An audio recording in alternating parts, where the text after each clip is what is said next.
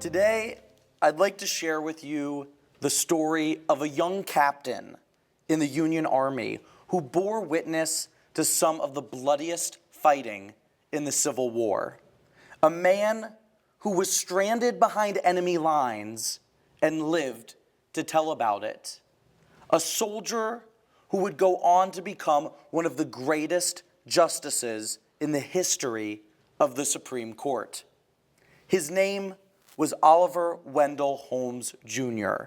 He was born in 1841 and died just shy of his 94th birthday in 1935. He served as a judge for 50 years, the last 20 on the Supreme Court, and sat on the Supreme Court into his 90s, making him still, to this day, the oldest justice to have ever sat on the high court. To give you a sense of his longevity, when Holmes was a boy, his grandmother would tell him stories about when she was a girl seeing British redcoats march through the streets of Boston during the American Revolution. At the other end of Holmes's life, one of his young law clerks who worked for the justice at the twilight of Holmes's career in the 1930s, that clerk himself went on to live a long life and died only in the 1990s. And so there were people alive during the American Revolution who knew Holmes, and there were people alive in the 1990s who knew Holmes. Holmes had shaken hands with John Quincy Adams and John F. Kennedy. It gives you a sense of just how young we still are as a nation. And as a brief aside, for those of you interested in reading more about Holmes's life, I recommend the works of Louis Mannan and Ted White, whose works I draw from in part today. To understand Holmes as a judge, to understand his unique role in pushing American law across the threshold into modernity, we must first dial the clock back to 1861. The first shots of the Civil War were fired on Fort Sumter on April 12th of that year. Within 2 weeks, Holmes, who was in his senior year at Harvard, would drop out of school and enlist in the Army. Holmes was driven by an abolitionist fervor that he had inherited from his mother.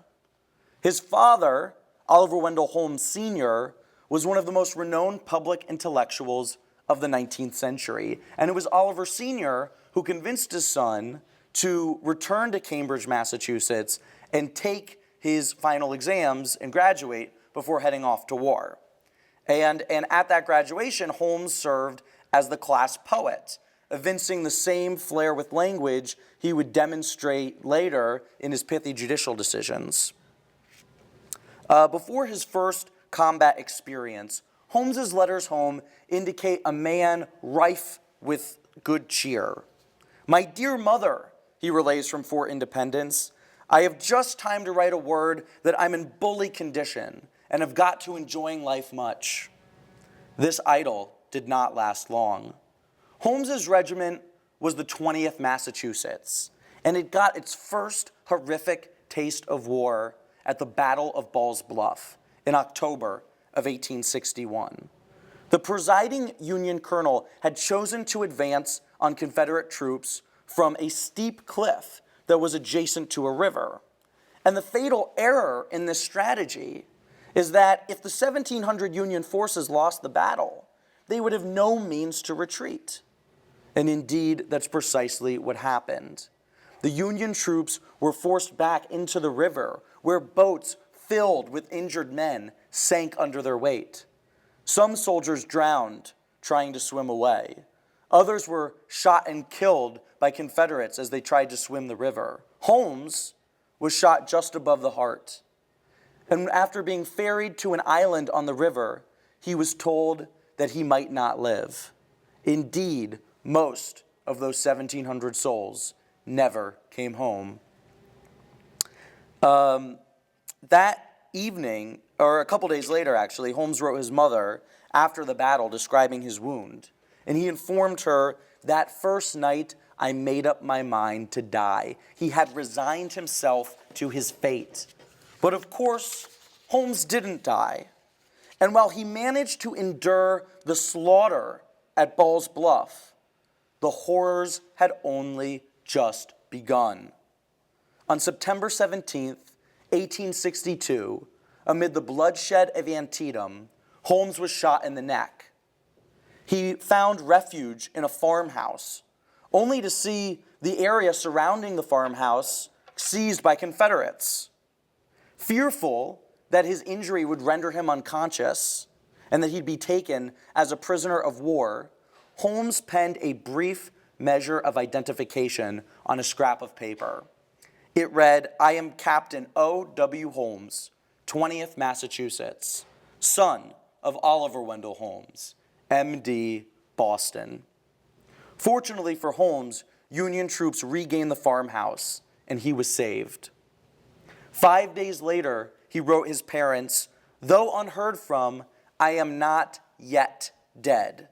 There's a certain fatalism in his prose, and indeed, for Holmes, his bloodiest days were still ahead of him.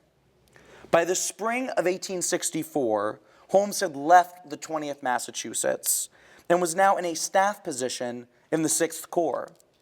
He soon found himself back in Northern Virginia in the Battle of the Wilderness, one of the most barbaric battles of the war. On May 11th, he sent his mother a letter estimating Union losses totaling 3,000 daily. That same day, Holmes was sent to deliver a message to an officer at a point in the woods that would become known as the Bloody Angle of Spotsylvania.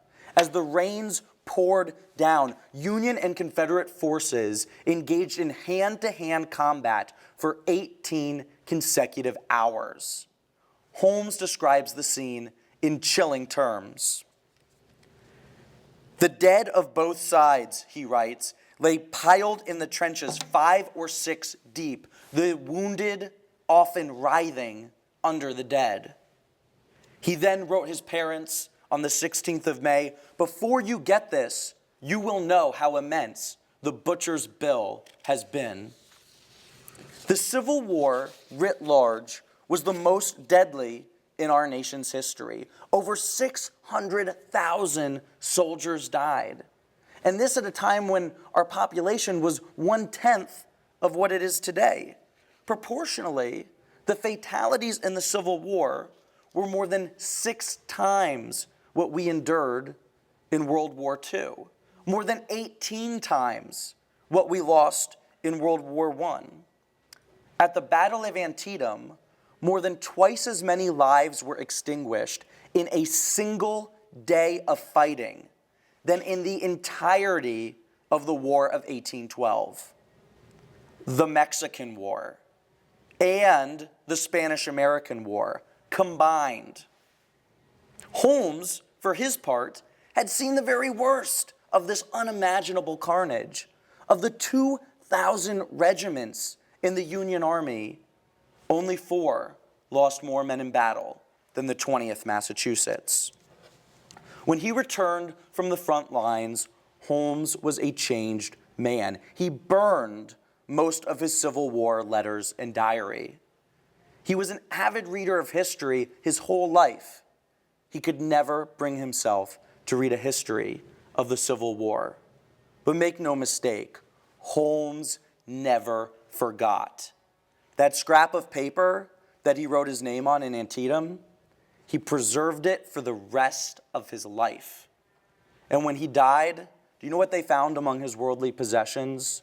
2 bullets with a note in Holmes's handwriting that reads, "These were taken from my body in the Civil War."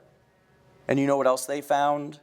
2 Union Army uniforms with a note pinned to them that reads, "These were worn by me in the Civil War, and the stains upon them are my blood." He carried the war inside of him for the rest of his life. And having spent time in Holmes's archives in Cambridge, I can tell you that when you read his private correspondence, you can sense the anguish. You can sense the loneliness just under the surface. But it is that trauma, born from having watched his friends bleed to death at Ball's Bluff and Antietam, it is from that very trauma that he formed the basis of his legal philosophy, a philosophy whose reverberations we continue to feel in constitutional law to this day. Let me give you an example of what I'm talking about. After the bloodbath at the Battle of Fredericksburg, Holmes wrote his father a letter in which we can see the genesis of his judicial philosophy.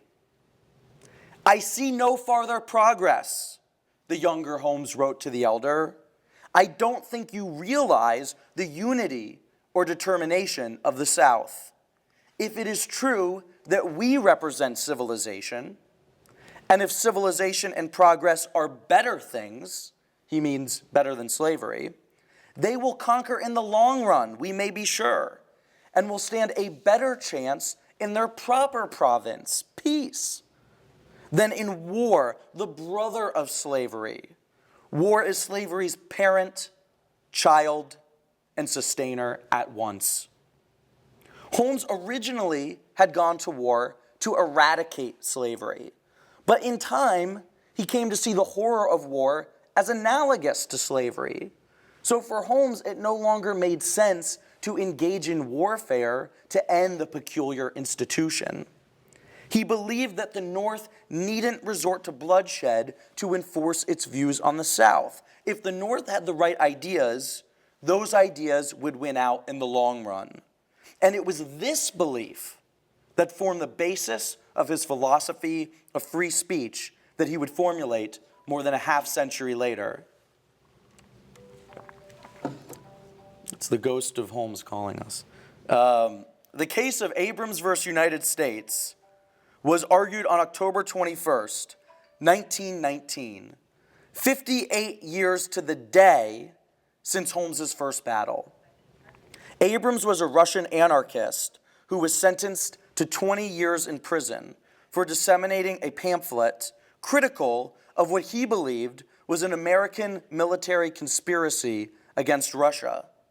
The majority on the Supreme Court upheld the conviction, but Holmes authored a dissent that would become one of the most famous in American constitutional history, a dissent that would be vindicated by a majority on the Supreme Court decades after Holmes's death. Holmes wrote, "If you have no doubt of your premises or your power and want a certain result with all your heart, you naturally express your wishes in law and sweep away all opposition." Indeed, Holmes had seen firsthand two forces, certain of their premises, try to sweep each other away. He continued, "But when men have realized that time has upset many fighting faiths," notice the martial language he employs here, time has upset many fighting faiths, "they may come to believe even more than they believe the very foundations of their own conduct, that the best test of truth, that the ultimate good desired is better reached by free trade in ideas, that the best test of truth is the ability of the thought to get itself accepted in the competition of the market."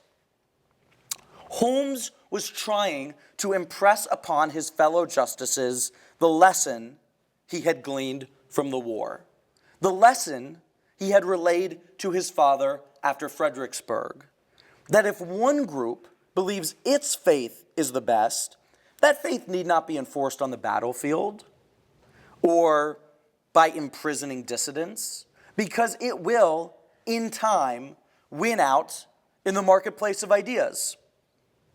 I'd like to close today with a quote from a speech that Holmes delivered at his alma mater in 1886. Holmes told his audience, "Only when you have worked alone, when you have felt around you a black gulf of solitude, more isolating than that which surrounds a dying man. And indeed, Holmes knew firsthand the isolation of a dying man. He continued, only then can you gain the secret, isolated joy of the thinker, who knows that 100 years after he is dead and forgotten, men who never heard of him will be moving to the measure of his thought. Today, we're not quite 100 years past Holmes. He is dead, but he is not forgotten. And indeed, we still move to the measure of his thought. Thank you. Freedom 101 is made possible by generous support from the University of Oklahoma Alumni Association. Freedom 101 is a program of the Institute for the American Constitutional Heritage at the University of Oklahoma. For more videos and podcasts, visit freedom.ou.edu.